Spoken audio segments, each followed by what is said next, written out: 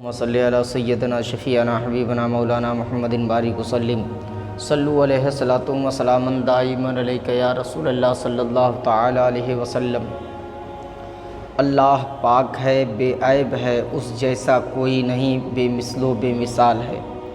اور اللہ نے اپنے محبوب کو بھی پاک، بے عیب اور بے مثل و مثال بنایا، یعنی اللہ رب العزت نے اپنے بے مثل اور بے مثال اور اس کا رسول محبوب ہونے میں بے مثل و بے مثال، جبھی تو اللہ نے اپنے محبوب کی عظمت کا ذکر قرآن میں کیا، حسن مصطفیٰ کا ذکر قرآن میں کیا، آمد مصطفیٰ کا ذکر قرآن میں کیا، سفر رسول کا ذکر قرآن میں کیا، مقام رسول کا ذکر قرآن میں کیا، اخلاق رسول کا ذکر قرآن میں کیا، حقیقت رسول کا ذکر قرآن میں کیا، معجزہ رسول کا ذکر قرآن میں کیا، انکساری رسول کا ذکر قرآن میں کیا، آسمان سے واپسی کی گواہی قرآن نے دی، دل کی صفائی کی گواہی قرآن نے دی، گویا چہرہ مصطفیٰ والضحیٰ، کاکل مصطفیٰ واللیل اذا سجا، نگاہ مصطفیٰ ما زاغ البصر وما طغى، زبان مصطفیٰ وما ينطق عن الهوى، سینہ مصطفیٰ الم نشرح لک صدرک، دست مصطفیٰ ید اللہ فوق ایدہم، میلاد مصطفیٰ لقد من اللہ علی المؤمنین اذ بعث فیہم رسولا، معجزہ مصطفیٰ قد جاءکم برہان من ربکم، ذکر مصطفیٰ ورفعنا لک ذکرک، سفر مصطفیٰ سبحان الذی اسرا، انکساری مصطفیٰ انما انا بشر مثلکم، اخلاق مصطفیٰ انک علی خلق عظیم، مقام مصطفیٰ وما ارسلناک الا رحمۃ للعالمین، اور حقیقت مصطفیٰ قد جاءکم من اللہ نور، خدا نے ایک محمد میں دے دیا سب کچھ، خدا نے ایک محمد میں دے دیا سب کچھ، کریم کا کرم بے حساب کیا کہنا، حسن یوسف دم عیسیٰ ید بیضا داری، آنچ خوبا ہما دارند تو تنہا داری۔ روایتوں میں آیا ہے کہ ایک بار ام المومنین حضرت عائشہ صدیقہ رضی اللہ تعالی عنہا چراغ کی روشنی میں کپڑا سی رہی تھی کہ اچانک ہوا کا جھونکا آیا اور چراغ بجھ گیا۔ حضرت عائشہ صدیقہ رضی اللہ تعالی عنہا کی سوئی رات کی تاریکی میں گم ہو گئی۔ حضرت عائشہ گم شدہ سوئی کو تلاش کر رہی تھی مگر اندھیری کی وجہ سے مل نہیں رہی تھی۔ اتنے میں نور مجسم تشریف لائے اور فرمایا، اے عائشہ کیا کر رہی ہو، کیا تلاش کر رہی ہو، کیا ڈھونڈ رہی ہو؟ حضرت عائشہ صدیقہ رضی اللہ تعالیٰ نے عرض کیا، یا رسول اللہ صلی اللہ تعالیٰ علیہ وسلم، میری سوئی گم ہو گئی ہے یا رسول اللہ، اسے ڈھونڈ رہی ہوں یا رسول اللہ۔ یہ سن کر پیکر حسن و جمال، آقائے نامدار، مدینے کے تاجدار احمد مجتبیٰ محمد مصطفیٰ صلی اللہ تعالیٰ علیہ وسلم نے تبسم فرمایا۔ آپ کے تبسم سے اندھیری کوٹھری روشن ہو گئی اور حضرت عائشہ نے اسی روشنی میں اپنی گمشدہ سوئی تلاش کر لی۔ اس لیے اعلیٰ حضرت امام اہل سنت ارشاد فرماتے ہیں، سوزنے گم گشتہ ملتی ہے تبسم سے تیرے، شام کو صبح بناتا ہے اجالا تیرا۔ اور کسی شاعر نے کہا، سوزنے گم شدہ عائشہ کو ملی جب مصطفیٰ مسکرانے لگے، جب میرے مصطفیٰ مسکرانے لگے، جب میرے مصطفیٰ مسکرانے لگے۔ اوصاف مصطفیٰ کی جھلک حضرت حسن بن علی رضی اللہ تعالی عنہما فرماتے ہیں، میں نے اپنے ماموں ہند ابن ابی حالہ سے، جو حضور علیہ الصلاۃ والسلام کے حلیہ مبارک سے زیادہ واقف تھے، آپ کے حلیہ مبارک کے بارے میں سوال کیا اور میری خواہش تھی کہ وہ رسول اکرم صلی اللہ تعالی علیہ وسلم کے اوصاف مبارکہ مجھ سے بیان کرے تاکہ میں انہیں یاد رکھ سکوں۔ تو انہوں نے ہند بن ابی حالہ نے فرمایا کہ رسول اللہ صلی اللہ تعالیٰ علیہ وسلم ذیشان اور معزز تھے، آپ کا چہرہ انور 14ویں رات کے چاند کی طرح چمکتا تھا، آپ کا میانہ قد آدمی سے قدرے لمبے اور زیادہ دراز قد سے قدرے پست تھے، آپ کا سر مبارک بڑا تھا اور منہ مبارک قدرے بل کھائے ہوئے اگر سر کی مانگ خود بخود نکل آتی تو رہنے والے ورنہ نہیں۔ جب آپ بالوں کو بڑھاتے تو کانوں کی لو تک تجاوز کر جاتے۔ آپ چمکدار رنگ والے اور کشادہ پیشانی والے تھے، اور ابرو مبارک خمدار، باریک، گھنے اور جدا جدا تھے۔ ابروؤں کے درمیان ایک رگ تھی جو غصہ کے وقت سرخ ہو جاتی۔ آپ کی بینی مبارک بلندی مائل نہایت خوبصورت اور روشن تھی۔ غور سے نہ دیکھنے والا آپ کو بلند بینی خیال کرتا۔ آپ کی داڑھی مبارک گھنی اور رخسار مبارک نرم اور ہموار تھے۔ دہن مبارک کشادہ تھا اور دانتوں میں بھی فراخی تھی۔ سینے اور ناف کے درمیان بالوں کی پتلی لکیر تھی۔ آپ کی گردن گویا کہ مورت کی گردن تھی اور چاندنی کی طرح صاف تھی۔ آپ کے اعضائے مبارک پر گوشت اور گسے ہوئے تھے۔ شکم مبارک اور سینہ برابر تھا۔ سینہ مبارک کشادہ اور دونوں کندھوں کے درمیان فاصلہ تھا۔ آپ مضبوط جوڑوں والے تھے۔ بدن کا کھلا رہنے والا حصہ بھی روشن تھا۔ سینہ سے ناف تک بالوں کا ایک باریک خط بنا ہوا تھا۔ اس لکیر کے سوا دونوں چھاتیاں اور پیٹ بالوں سے خالی تھے، البتہ دونوں کلائیوں، کندھوں اور سینہ کے بالائی حصے پر قدرے بال تھے۔ کلائیاں دراز ہتھیلی فراخی تھی، ہتھیلیاں اور قد پر گوشت تھے۔ ہاتھوں اور پاؤں کی انگلیاں مناسب طور پر لمبی تھی۔ پاؤں کے تلوے قدرے گہرے تھے۔ قدم ہموار، ان پر پانی نہیں ٹھہرتا تھا۔ جب آپ چلتے تو قوت سے چلتے، جھک کر پاؤں اٹھاتے اور دبے پاؤں کشادہ قدم چلتے۔ جب چلتے تو یوں معلوم ہوتا گویا بلندی سے اتر رہے ہیں۔ جب کسی کی طرف دیکھتے پوری طرح توجہ ہو کر دیکھتے۔ آپ نیچی نگاہ والے تھے اور آسمان کے بجائے زمین کی طرف زیادہ نظر رکھتے تھے۔ آپ کا زیادہ تر دیکھنا آنکھوں کے کنارے سے ہوتا تھا۔ صحابہ کرام کو پہلے روانہ فرماتے اور خود پیچھے تشریف لے جاتے۔ جب کسی سے ملتے تو پہلے سلام کرتے۔ حضرات، حدیث مبارکہ سماعت فرمانے کے بعد معلوم ہو گیا ہوگا کہ اللہ رب العزت نے اپنے محبوب کے جسم مبارک کے ہر حصے کو کتنا خوشنما اور خوبصورت بنایا ہے۔ چہرے پہ چمک، ہونٹوں پہ مسکراہٹ، قد میانہ، رنگ چمکدار، پیشانی کشادہ، ابرو خمدار، ناک بلندی مائل روشن، داڑھی مبارک گھنی، رخسار مبارک نرم، دانتوں میں فراخی، کلائیاں دراز، ہتھیلی فراخ۔ اعلیٰ حضرت فرماتے ہیں، سرتابہ قدم ہے تن سلطان زمن پھول، سرتابہ قدم ہے تن سلطان زمن پھول، لب پھول، دہن پھول، زقر پھول، بدن پھول، دندان و لب و زلف و رخ شہ کی فدائی ہے، در دہن لال یمن مشک و ختن پھول۔ نبی کا چہرہ مبارک معمولی چہرہ نہیں، نبی کا دست مبارک معمولی دست نہیں، نبی کا سینہ مبارک معمولی سینہ نہیں، نبی کی زبان مبارک معمولی زبان نہیں، نبی کا حکم مبارک معمولی حکم نہیں، نبی کا دستور مبارک معمولی دستور نہیں، نبی کا ذکر مبارک معمولی ذکر نہیں، نبی کا اعلان مبارک معمولی اعلان نہیں، بلکہ نبی کا چہرہ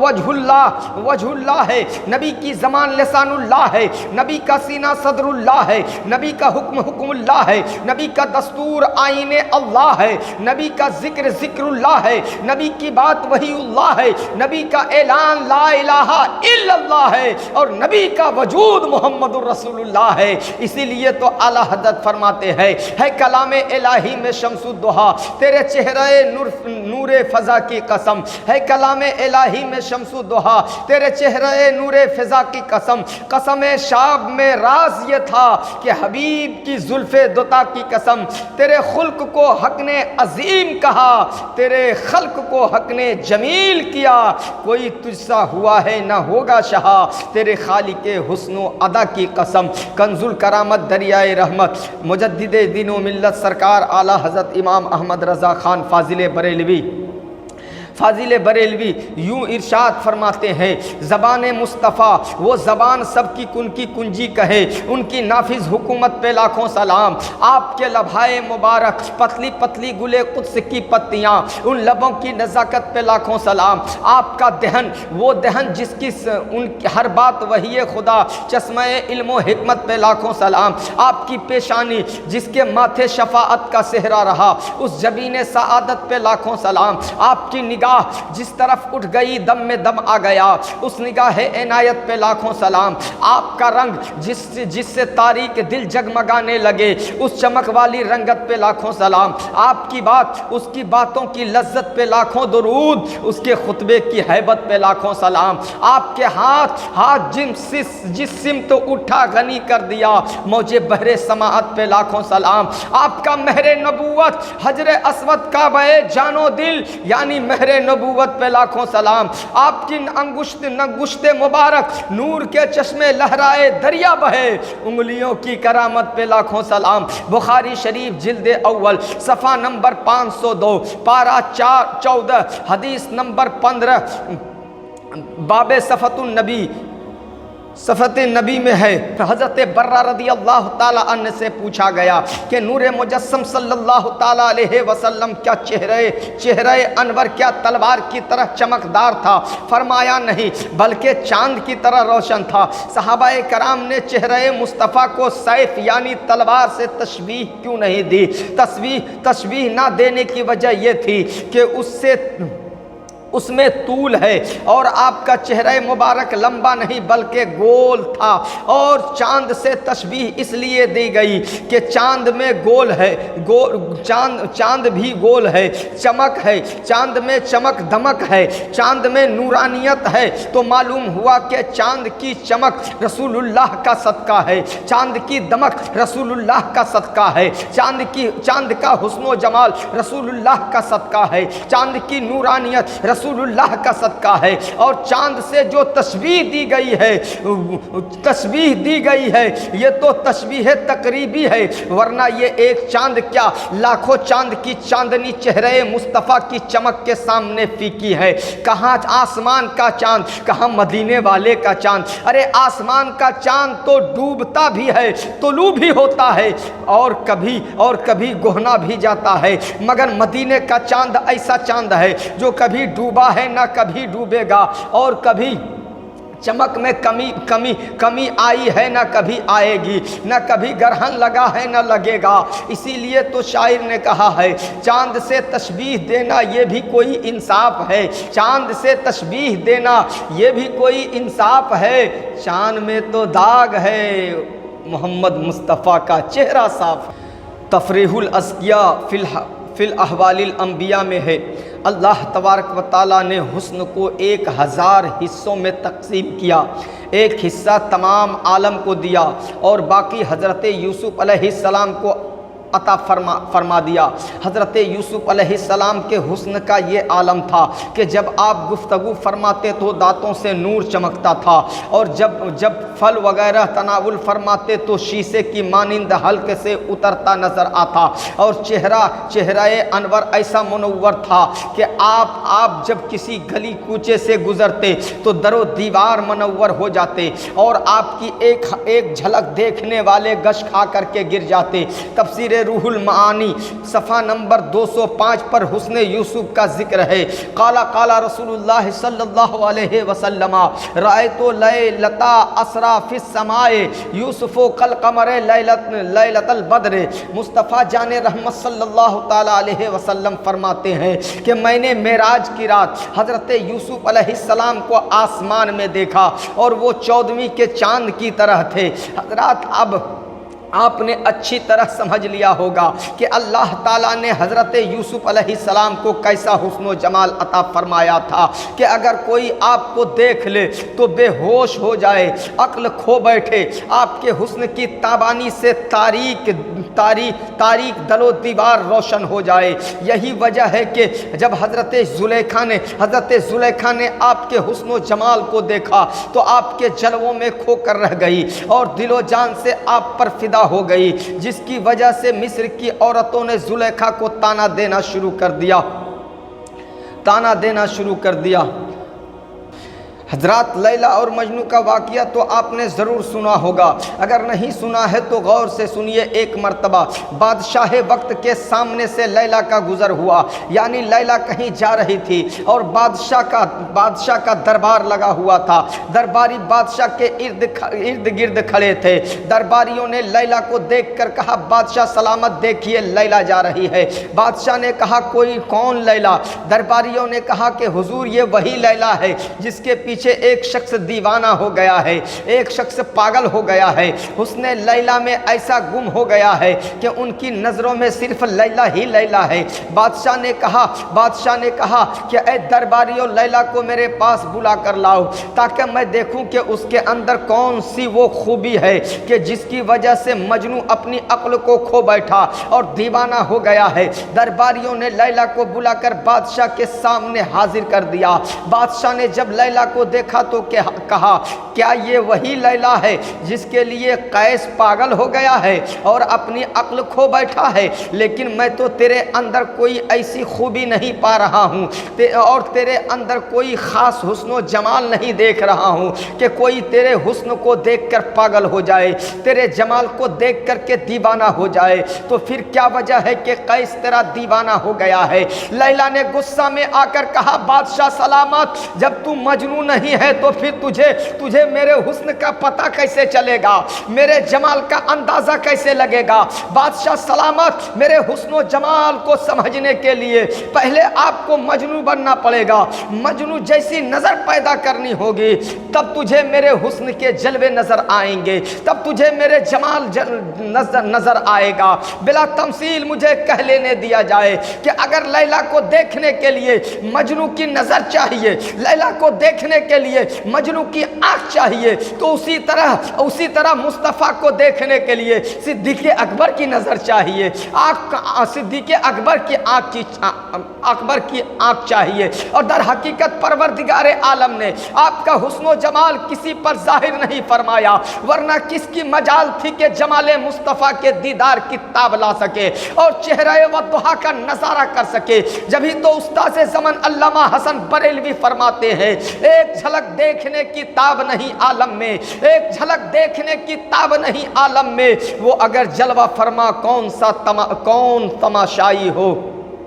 हजरात, हम लोगों का हाल ये है कि हम किसी मुसीबत में गिरफ्तार हो जाते हैं या किसी परेशानी में फंस जाते हैं या गमों के शिकार हो जाते हैं, तो मुसीबतों से छुटकारा पाने के लिए, परेशानियों से निजात हासिल करने के लिए, गमों को दूर करने के लिए अलग अलग रास्ते इख्तियार करते हैं। कोई पार्कों में जाता है, बेचैनी दूर हो जाए, कोई बागों में सैर करता है, परेशानी ख़त्म हो जाए, कोई चिड़िया घर का सफ़र करता है कि गमों से निजात मिल जाए। और मालदार हजरात का क्या कहना, वो तो अपने बेकरार दिलों को करार देने के लिए, बेचैन दिलों को राहत पहुंचाने के लिए, परेशान दिलों को इत्मीनान व सुकून बख्शने के लिए कभी अमेरिका का सैर करते हैं, तो कभी जापान का सैर करते हैं, तो कभी दुबई का सैर करते हैं। मगर हम भी दिलों को करार मगर फिर भी दिलों को करार नहीं मिलता, दिलों को सुकून नहीं मिलता,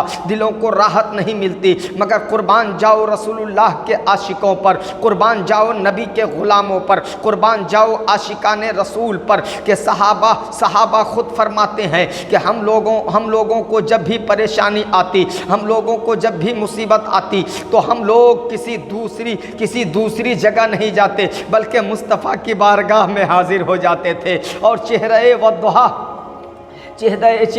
दुहा का नज़ारा कर लेते थे। तो खुदा की कसम सारा गम दूर हो जाता था, सारी परेशानियां ख़त्म हो जाती थी। और क्यों ना हो, अल्लाह पाक ने आपकी शक्ल पाक में ही इतनी प्यारी बनाई है कि गमज़दा देख ले तो उसका गम दूर हो जाए, रोता देख ले तो लबों पर मुस्कुराहट तैरने लगे। प्यारी सूरत, हंसता चेहरा, मुँह से झड़ते फूल, प्यारी सूरत, हंसता चेहरा, मुंह से झड़ते फूल, نور کا پتلا چاند سے اجلا حق کا پیارا رسول نبی جی اللہ لا الہ الا اللہ محمد رسول اللہ صلی اللہ تعالیٰ علیہ وسلم۔ اس لیے آپ حضرات سے میں گزارش کرتا ہوں کہ جب کبھی آپ مصیبتوں سے دو چار ہو جائے، پریشانیوں میں گر جائے، غموں میں ڈوب جائیں، تو پارکوں میں جانے کے بجائے، باغوں میں گھومنے کے بجائے، ممبئی، دلی، امریکہ، جاپان وغیرہ کا ٹور کرنے کے بجائے ذکر خدا اور رسول میں لگ جائیں، عبادت خدا میں لگ جائیں، تصور رسول میں ڈوب جائیں۔ خدا کی قسم خود بخود دلوں کو سکون مل جائے گا، دلوں کو راحت مل جائے گی، دلوں کو اطمینان مل جائے گا۔ اللہ تعالیٰ ارشاد فرماتا ہے الا بذکر اللہ تطمئن القلوب۔ باطن میں نور کامل، ظاہر میں آدمی ہے، باطن میں نور کامل، ظاہر میں آدمی ہے۔ تعریف مختصر تھی سرکار کی یہی ہے، اپنی آنکھوں سے عطا وہ جام عرفاں کیجئے، حشر تک ملتا رہے اس کا مزہ میرے حضور۔ صحابہ کرام رضوان اللہ تعالی علیہم اجمعین ہر وقت چہرہ مصطفیٰ کی زیارت سے فیض یاب ہوتے رہتے تھے۔ صحابہ کرام آقا صلی اللہ تعالی علیہ وسلم کے نظر کرم سے ایک لمحہ کے لیے بھی دور رہنا پسند نہ فرماتے تھے، بلکہ یہی آرزو رہتی تھی اور یہی تمنا ہوتی تھی، آنکھوں میں عطا وہ جام عرفاں کیجئے، حشر تک ملتا رہے اس کا مزہ میرے حضور، ملتا رہے اس کا مزہ میرے حضور۔ آقا صلی اللہ تعالیٰ علیہ وسلم اگر کہیں تشریف لے جاتے تو غلامان مصطفیٰ صلی اللہ تعالیٰ علیہ وسلم کو نہ پا کر کے بے قرار ہو جاتے، بے چین ہو جاتے، ادھر ادھر ڈھونڈنا شروع کر دیتے، کبھی اس گلی میں، کبھی اس گلی میں، جس گلی سے آپ کا گزر ہوتا وہ گلی خوشبوؤں سے معطر ہو جاتا اور صحابہ کرام اسی خوشبو سے پہچان لیتے آقا صلی اللہ تعالیٰ علیہ وسلم اسی گلی سے گزرے ہیں۔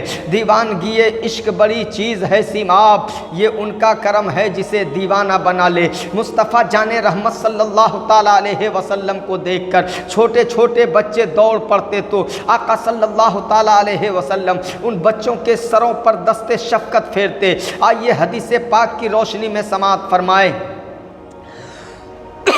حضرت جابر بن سمرہ رضی اللہ تعالیٰ عنہ فرماتے ہیں کہ میں نے رسول اللہ صلی اللہ تعالیٰ علیہ وسلم کے ساتھ نماز ظہر ادا کی، آپ اپنے گھر کی طرف روانہ ہوئے اور میں بھی آپ کے ساتھ نکلا۔ حضور صلی اللہ تعالیٰ علیہ وسلم کو دیکھ کر چھوٹے چھوٹے بچے دوڑ پڑے تو آپ ان میں سے ہر ایک کے رخسار پر دست شفقت پھیرنے لگے۔ میں بھی سامنے آ گیا تو آپ نے میرے رخسار پر بھی دست شفقت پھیرا تو میں نے دست مبارک کی ٹھنڈک محسوس کی اور ایسی خوشبو آئی گویا کہ ابھی آپ نے اپنا ہاتھ عطر فردوس کی صندوق کچی سے نکالا ہے۔ جبھی تو اعلیٰ حضرت فرماتے ہیں بھینی بھینی مہک پہ مہکتی درود، پیاری پیاری نصافت پہ لاکھوں سلام۔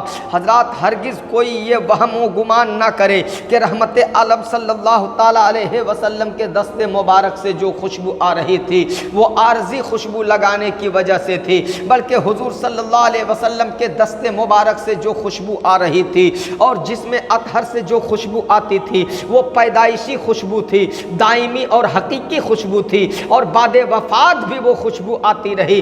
رسول اللہ صلی اللہ تعالیٰ علیہ وسلم کے جسم پاک سے پسینے سے نکلی ہوئی خوشبو کا دنیا جواب پیش نہیں کر سکتی، کیونکہ ایسی خوشبو نہ تو مشک و عنبر میں ہے اور ایسی خوشبو نہ تو کستوری میں ہے، ایسی خوشبو تو نہ بیلا و جوہی میں ہے، ایسی خوشبو نہ تو چنبیلی و نسترن میں ہے، ایسی خوشبو نہ تو سنبل و گلاب میں ہے۔ اس لیے تو شاعر فرماتے ہیں صبا نہ چھیڑ ابھی سنبل و گلاب کا ذکر، صبا نہ چھیڑ ابھی سنبل و گلاب کا ذکر، کہ میں نبی کے پسینے کی بات کرتا ہوں۔ آئیے پھر میں آپ حضرات کو اپنے موضوع کی طرف لے چلوں۔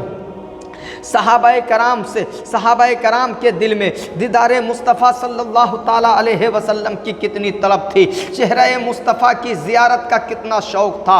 حضرت مصعب بن عمیر رضی اللہ تعالیٰ عنہ تلاوت قرآن بھی فرما رہے تھے اور اس کی تفسیر بھی بیان کر رہے تھے۔ حضرت عبد الرحمن آپ کی طرف متوجہ ہو کر تلاوت قرآن اور تفسیر قرآن سماعت فرما رہے تھے۔ اسی دوران جب بھی رسول اللہ صلی اللہ تعالیٰ علیہ وسلم کا ذکر پاک آ جاتا جاتا، رسول پاک کا نام آ جاتا تو ابو عبد الرحمن کی آنکھوں میں رسول اللہ صلی اللہ تعالیٰ علیہ وسلم کا شوق دیدار بڑھ جاتا اور دیدار مصطفیٰ کے لیے بے چین ہو جاتے۔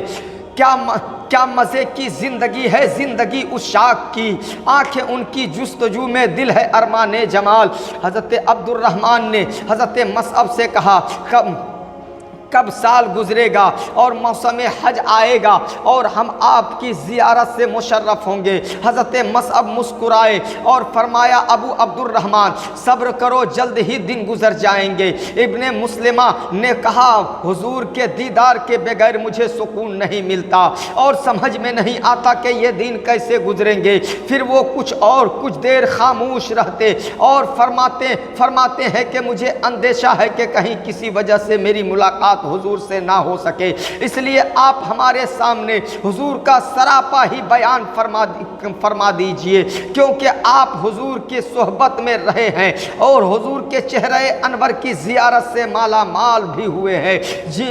جتنے حاضرین تھے سبھوں نے بیک زبان کہا ابن مسلمہ تم نے ہمارے دلوں کی بات کہہ دی، اے ابن عمیر حضور صلی اللہ علیہ وسلم کا سراپا بیان کیجئے۔ حضرت مصعب بن عمیر ادب سے بیٹھ جاتے ہیں، سر کو جھکا لیتے ہیں، نظریں نیچی کر لیتے ہیں، جیسے کہ آپ حضور صلی اللہ علیہ وسلم کا سراپا اپنے ذہن میں لا رہے ہوں۔ پھر آپ نے اپنا سر اٹھایا اور فرمایا رسول اللہ صلی اللہ تعالی علیہ وسلم کے رنگ میں سفیدی اور سرخی کا حسین اضطراج ہے، چشمان مبارک بہت ہی خوبصورت ہے، بھویں ملی ہوئی ہے، بال سیدھے ہیں، کنگھیا لے نہیں ہے، بال سیدھے ہیں، گھنگیالے نہیں ہے، داڑھی مبارک گھنی ہے، دونوں مونڈھوں کے بیچ فاصلہ ہے، آپ کی گردن مبارک جیسے چاندی کا چھاگل، ہتھیلیاں اور قدم مبارک ہیں، آپ جب چلتے ہیں تو ایسا معلوم ہوتا ہے جیسے آپ کی اونچائی سے نیچے آ رہے ہیں، اور جب کھڑے ہوتے ہیں تو ایسا دکھائی دیتا ہے جیسے آپ کسی چٹان سے نکل پڑے ہو۔ جب آپ کسی کی طرف رخ فرماتے ہیں تو مکمل طور پر متوجہ ہوتے ہیں، آپ کا چہرہ پاک سینہ موتی کے مانند ہوتا ہے، نہ آپ پستہ قد ہے نہ دراز قامت، آپ کے دونوں کندھوں کے درمیان مہر نبوت ہے، جو آپ کو پہلی نظر دیکھتا ہے مرعوب ہو جاتا ہے، جو آشنا ہو کر آپ کو صحبت میں رہتا ہے وہ آپ سے محبت کرنے لگتا ہے۔ آپ سب سے زیادہ سخی اور سب سے زیادہ جرأت مند ہے، آپ کا طرز تکلم سب سے انوکھا، ایفائے عہد میں سب سے پکے، طبیعت میں سب سے نرم اور رہن سہن میں سب سے اچھے ہیں۔ میں نے آپ جیسا کسی کو پہلے دیکھا اور نہ ہی بعد میں۔ جس وقت حضرت مصعب رضی اللہ تعالی عنہ حضور صلی اللہ علیہ وسلم کے اوصاف مبارکہ کو بیان کر رہے